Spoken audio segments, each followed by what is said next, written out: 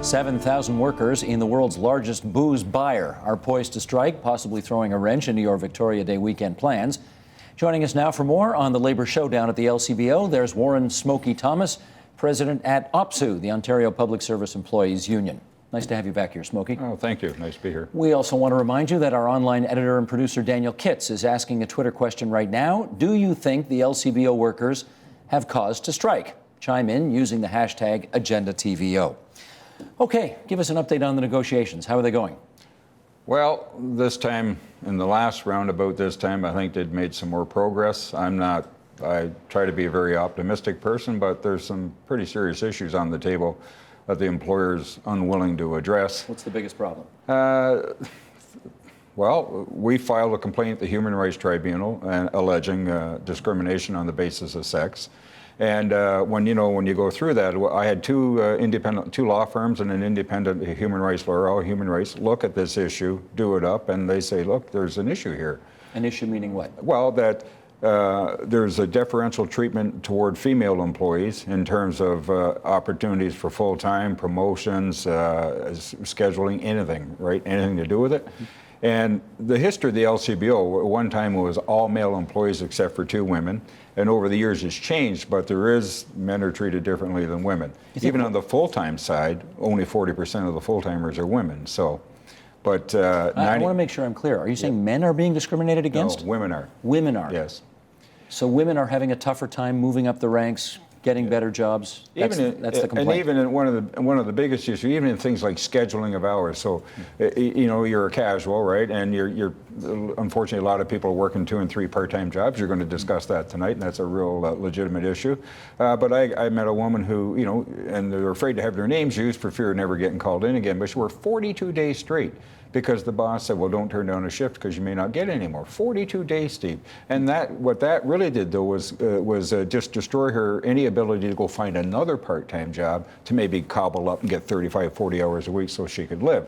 And in Toronto, people are commuting, an hour and 20 minutes each way for 2 hours, be there 2 hours, get sent home, 4-hour shifts.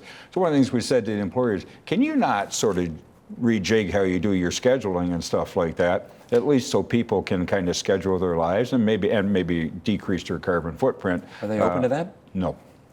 And that's probably one of the biggest problems. How about on salary? What kind of wage increase? As far as retail goes, they're well paid. There's no disputing that, but I did say to the team, you know what, if you can get yourself a raise of any kind, take it. Who wouldn't? I mean, and the LCBO made $1.6 billion a year in profit. And the managers make 250. The team sitting across from my team are all 200,000 plus, telling people who are maybe making 26,000 a year at the top end, 53,000, 54,000, that you got to have 4 years of zeros. Well, the money wasn't it's an issue, but it's not like the number one issue. When they ranked the demands, it's probably like 3rd, maybe 4th, if I recall correctly. So it's not the money, but it's still a bit disingenuous for people who are very well heeled to say to people, we can't afford to give you a raise, so don't even bother asking for one. I get that, but you realize this is not a private company that sends the money to shareholders. This is money they remit to the government of Ontario to spend on roads and hospitals and schools.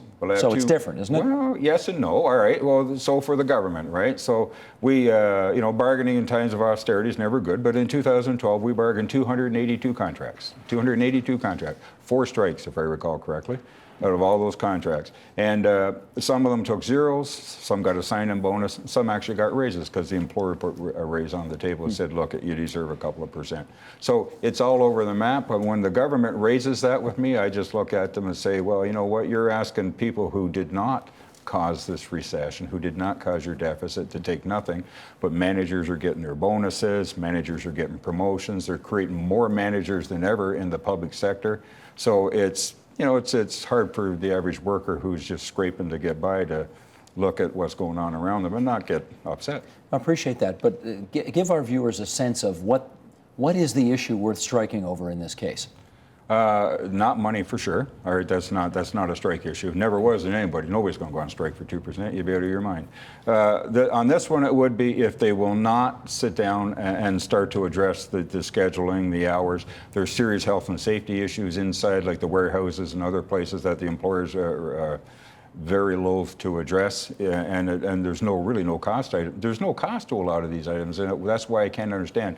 I had did one right-wing radio show, and they were getting after me pretty good, and I said, look, the senior management team at the LCBO is almost exclusively white middle-aged males, and they're stuck back in the 50s in terms of labor relations. It's the crown jewel of Ontario. It makes a lot of money. It's world-renowned for retail, distribution, warehousing, all that stuff. But when it comes to labor relations, they're stuck in the last century.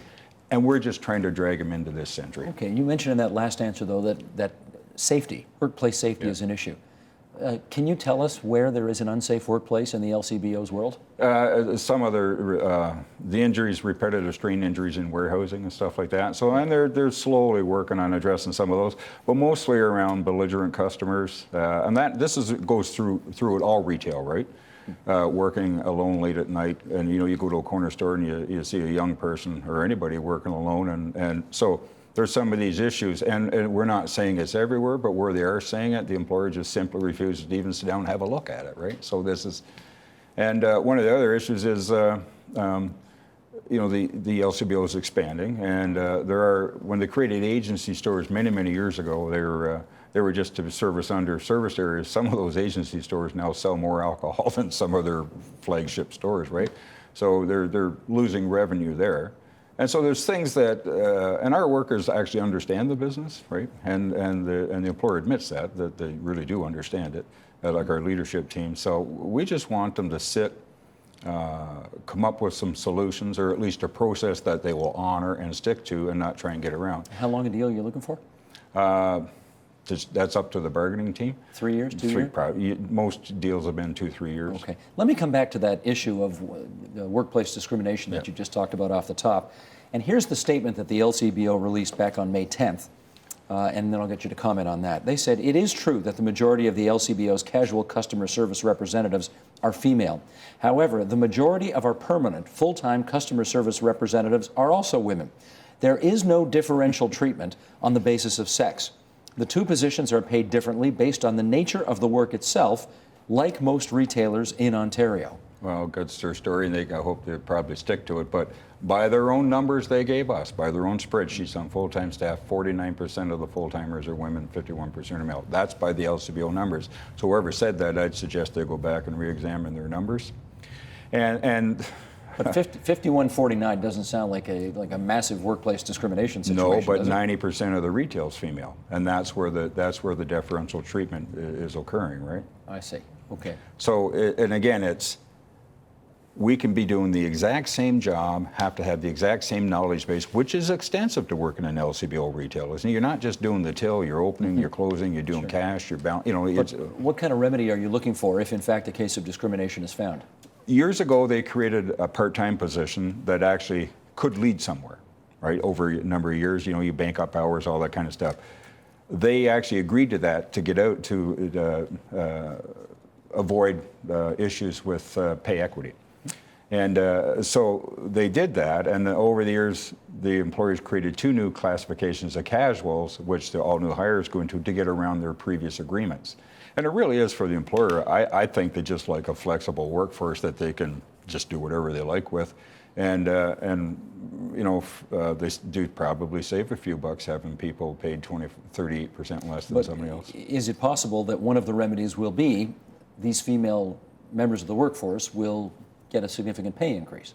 Well, that'd be wonderful, but I wouldn't hold my breath waiting for that to happen. They get some kind of pay increase. Yeah, they might get some kind of pay, and that would be fair. See, I'm of the view that all retail workers are underpaid. I mean, I wouldn't want to work retail. I see what they put up with from people like me that are irate or whatever, you know what I mean? But it's not an easy job, right? And I just think, what retail workers are paid is just unconscionable. Look what Loblaws did to their workforce. I mean, cut their wages in half, and so this is a group of people that the whole part-time casual, unstable work thing is a huge issue, I believe, in society. This is one group of workers that are unionized that have said, you know what, we want to take this on. we're willing to do this in this round of bargaining. If we can make some improvements for our members here, then maybe other groups can springboard off of this to address things like scheduling of hours, working alone. So other groups and unions can use it as an example to go maybe in whipsaw, actually try to improve people's lives a little bit. I got about 2 minutes left here, and I want to touch on one more thing with you, and that is, that Tim Hudak, if he becomes premier, will try to sell the LCBO. At least he says he will. And you can be sure that the new LCBO, whatever form it takes, will not be unionized. And I wonder whether part of you is worried that if you go to the wall too hard on these issues, which you may see as being perfectly legitimate and important, you will, in some ways, create uncertainty about the LCBO and play into that agenda, if I can use that word. That I don't lay awake at night worrying about it, but I do. It is a concern. I have met with Brother Tim, if you will. I jokingly call him Brother Tim, and he chuckles. But first off, he'd have to win an election. Secondly, I don't think the citizens of Ontario would let him sell it. And thirdly, I don't think once he saw it, he would sell it.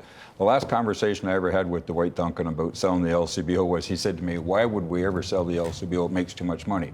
They're hooked on the cash. The way Tim Hudak wants to do it, he's not selling it. He's just going to give away, allow it to be sold in corner stores. So he'd be giving away that revenue stream. It is valued on the open market at somewhere between $12 and $14 billion. When I raised that with the government, I said, what would you do with that money? Many people in the government, especially in the bureaucracy, were worried they'd just blow it, and then they would never have that revenue stream. So I don't think that, Tim Hudak says he'd just break it up and give it away, but I think there would be a public outcry, because it does serve a societal need as well, but it does make a tremendous amount of money for the government. There might also be a public outcry if your guys went out on strike just before Victoria Day weekend. I agree with that, but here's all I'd ask the citizens of Ontario. If there is a strike, it's not because the workers want to go on strike. It's because they're standing on principles and they're fighting for those principles. And it really is not about getting 10 cents an hour or 20 cents an hour. Do you know what I mean? It's all the other stuff in place. And there are a lot of and pay equity and everything else is all very, very complicated. And this is as much a woman's fight as it is anything, right? And women they still are underpaid in Ontario, right? So there is a wage differential between male and female, which I think should be closed. I went through pay equity years ago when I worked at the psych hospital and we were still in the public service. And I got a raise because of pay equity, right? Because when I'm predominantly female work occupation, I'm RPM by trade, we ended up getting a raise.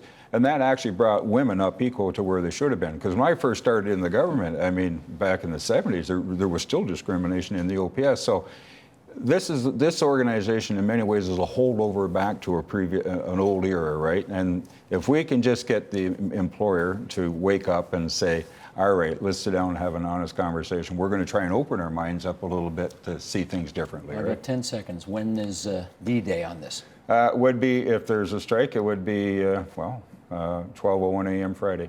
And if there's a strike, there will be a strike. The LCBO is going to have you believe that it might be business as usual, but it won't. And that's just unfortunate. Last time around there was record sales leading up to the strike. I expect there will be now. So I suspect a lot of people will have gone out and stocked up already. Okay, Smokey, we'll keep an eye on it. Thanks very much for coming in tonight. Oh, thanks for having me. I appreciate it. Support Ontario's public television. Donate at tvo.org.